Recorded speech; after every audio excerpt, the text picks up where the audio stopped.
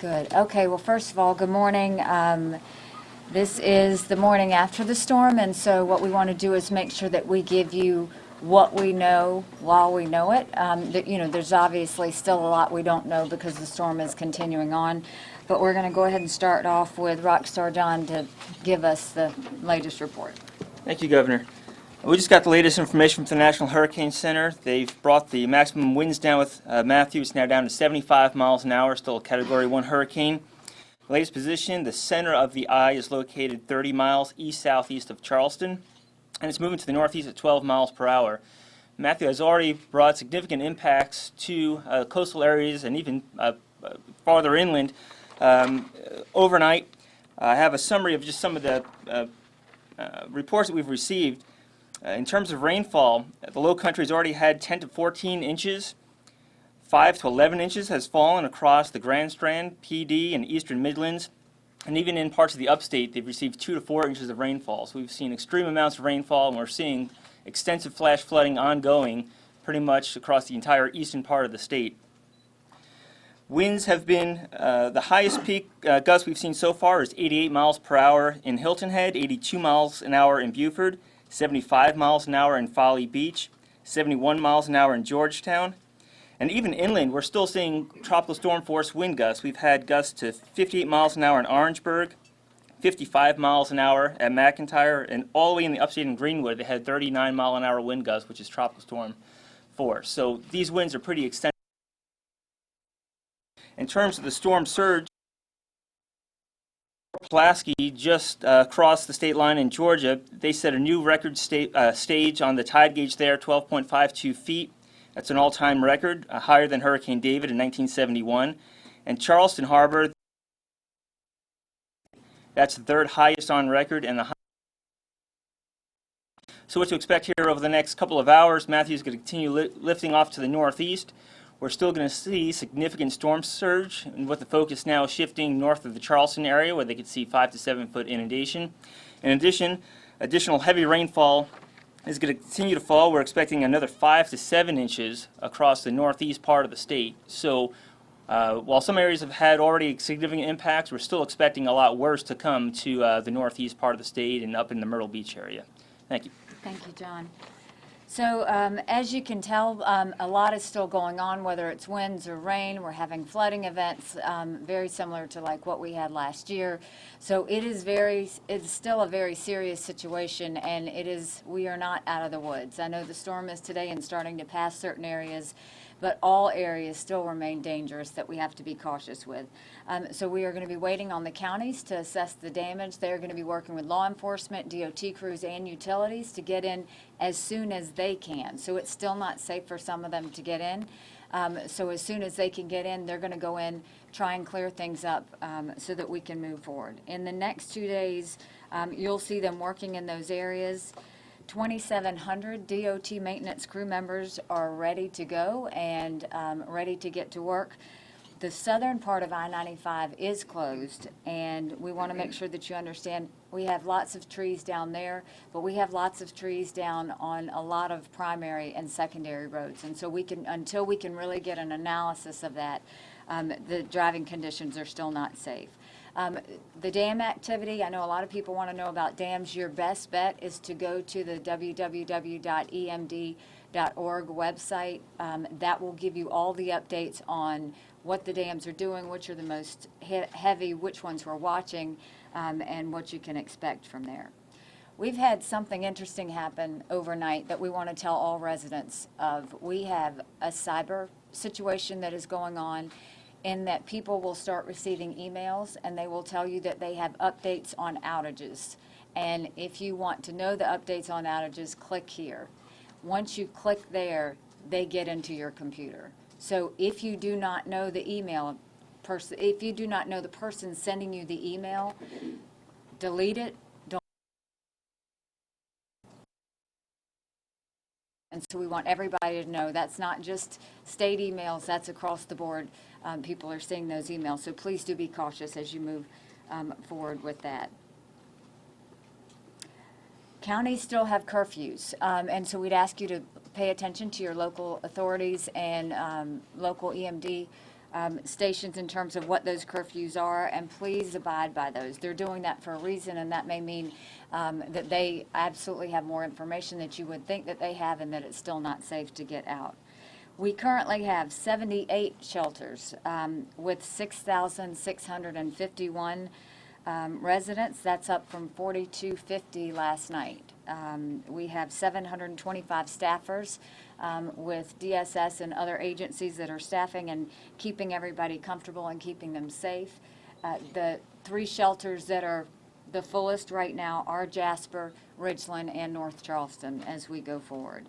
We have 9 open special needs facilities right now, and we have 52 residents in those. We still have plenty of room and capacity in all of our shelters, so that is not an issue in terms of what anyone should be worried about.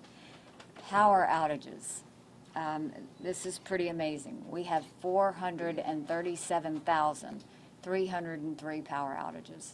During the last storm, we had 350,000. So we have far surpassed those, and the outages we're seeing most in Beaufort, Charleston, and Richland. They are trying to get into Richland now and get those back up and going. So we will continue to watch that, but they are trying to move as fast as they can where it's safe to go and move possible. There is no accessibility into Kiowa and Seabrook at all. All of that access is down because of trees or power lines, so that's not accessible at all. We're very closely watching the Black, the Waccamaw, and the Edisto rivers. We do expect the Waccamaw River to crest probably around Monday or Tuesday. Those are all rivers that we need to watch, and if you remember the flood from last year, that caused a lot of additional problems to go along with that, so we're going to be watching those closely as well. Cell service is down in Pawleys Island. We know that as of now. And then basically we will continue to get a lot more information on the different areas and what's going on. So I will do another afternoon press conference to bring you up to date on what we know with those issues. The one thing I do want to say is now is when the frustration sets in, because the anxiousness is when the storm is coming. When the storm hits, you're praying, and then now the frustration sets in. And what I am going to ask for you is patience. Most injuries, most fatalities occur after a storm because people attempt to move in too soon. Do not plan on going back home today or tomorrow. It is not going to be safe for you to go in. Between down power lines and trees, and then just unsafe structures, bridges, all of those things. I know you want to see your home. I know you want to get back. In some cases, law enforcement's not going to let you get back in because the roads are closed and they can't get through there. So, we'd ask that you stay safe. And by doing that, one other thing that's very important to us is we very quickly have to get law enforcement, utility crews, DOT crews in there, everybody to get in there so that they can start cleaning up as fast as they can and surveying the damage. And so that surveying of the damage can't happen if you're in there. So even if you got in there, you would be in the way of everyone. So while I know this is hard and many of you are wondering the status of your homes, just know that we want to make it safe for you to find out that status. And we are going to do it as fast as we can and as smooth as we can. But at this point, I would ask that you plan on continuing to hunker down today and tomorrow, and we will give you real-time information as we have it at these press conferences so that you can know that when you do go, you won't be sent back. You will actually be able to go in, and it will be safe for you to go in. So with that, I will go ahead and open it up to you for any other questions you may have. Governor, you said there are 400,000 outages. In light of the population, does that mean 10% of the state's population is without power? That means that 437,000 people are without power. Governor, if not today or tomorrow, when do you think people might be able to return home? So I think a lot will happen today and tomorrow. And I think we'll be able to know exactly, at least the best part of it is we will have information for residents to make those decisions. because we will know what roads are closed, we will know what areas have down power lines, we'll know what bridges are insecure, we'll know a lot more information. So that's why we're asking for patience today and tomorrow, is because we will be doing as much surveillance. In a lot of cases, law enforcement still can't get out there to even see what the situation is. You know, overnight, obviously it was dark, we couldn't do that. So today will be a full day of just trying to get reports from the counties and see how they're doing. But I would say safely, Saturday and Sunday, I would not expect to be able to go back home. And, you know, if we can get in front of that, we certainly will tell you. But for right now, talking to all the people on the ground, it's not going to be safe. Do you expect to have to extend the schools being out in Richland and Lexington and Midlands another day to maybe allow those folks to come home, free up the roads? So I think we'll know a little bit more again tomorrow. What we're going to do is the Department of Transportation is working with the Department of Education to see what secondary roads are needed to get to school, as well as the primary roads. So we're actually working on that now to make sure that those are cleared so that kids can return back to school. But I think we'll have more information on that tomorrow. Governor, are you guys worried about the water flowing down from the upstate? Is that one of the real concerns with the rivers? You know, when you look at the rivers, that's what we're seeing. I mean, you know, we're looking at definitely the Waccamaw, but the other two, we just have to see. This is a rainfall event too. So if you look at those numbers of inches in rain that we were getting, they're pretty high numbers. And so that always affects those three rivers in particular, as well as some others. So today we're going to be doing a lot of river analysis, bridge analysis, and flooding analysis to see how much and how bad this is going to be and how that will affect further downstream areas. Did we have anyone leave last night? Did we ever get a total evacuees number? From the total number of evacuees, Yeah. I think what we gave you was last night's number, yes. Any reports of deaths at all so far in South Carolina? No. And I say that cautiously. We did have one fatality in our Ridgeland Correctional Facility, but it doesn't seem to be related to the storm at all. They just can't get in. They can't, you know, so this is now really search and rescue, and so maybe this afternoon, but I'm praying for none. There was an unconfirmed, I think, report about a tornado in North Myrtle Beach. Was there a tornado in North Myrtle Beach? I think we did get confirmation that there was a tornado in North Myrtle Beach. Is that right? I know we had received reports of damage up in the North Myrtle Beach area. I don't know if the National Weather Service out of the Wilmington office has gone out there yet, but they'll probably have to go and do a survey of the damage. But they did say there was damage in North Myrtle Beach. Any other questions? When you do announce a way for folks to go back, how will the lane reversals work? How will the passes work? So we don't think that we're going to have to do lane reversals, because what's going to happen is every place isn't going to be okay all at once. You know, we did the lane reversals because we had to get everyone out all at once. We don't have to get everyone back in all at once. What we're going to do is, as places are safe, we're going to say go on back home. And there's going to be certain places that take a little bit longer, but we don't see the need to do another lane reversal.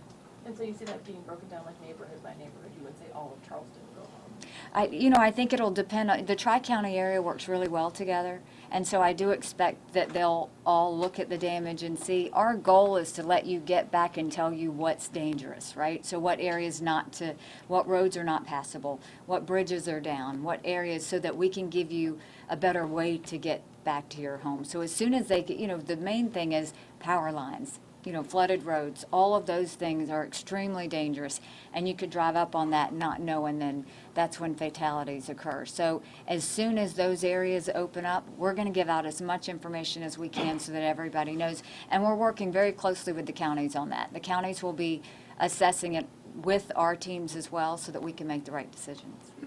We've been hearing a lot of comparisons with Hugo on television and so forth. How would this really, at this moment of the surge at all, compare with Hugo? I don't know if we have the answer to that just yet until the storm starts pulling out and we could, collect all the data for it. But like I said, looking at the tide levels in Charleston Harbor, it's the worst since Hugo, certainly. I don't know in terms of the impacts of the storm surge how they compare, but it's right up there with Hugo, certainly. I think, or at least in the past, 25 years, the worst we've seen. Based on what you've seen overnight on the storm, do you believe that lives could have been saved because of those evacuations we had? You're always, in this situation, you have a lot of anxiety trying to get everybody to get out. And then you just wonder how many. And so that, that's something that you continue to think about, and and that's why we are always so passionate about getting people out, is because we know how bad it's going to be. We know what's getting ready to happen. And for people who decided to stay home, that sits with you, because you can only say so much. And so at this point, I just pray that everybody was on high-level land, and that, if they were in the shelters, were comfortable that they were taken care of in the shelters. But those that decide to stay home, really what you'll be seeing DNR and all of their colleagues doing, and assistance, will be all search and rescue at this point. Now it's about trying to save lives. Okay, thank you very much. We will do another press conference this afternoon.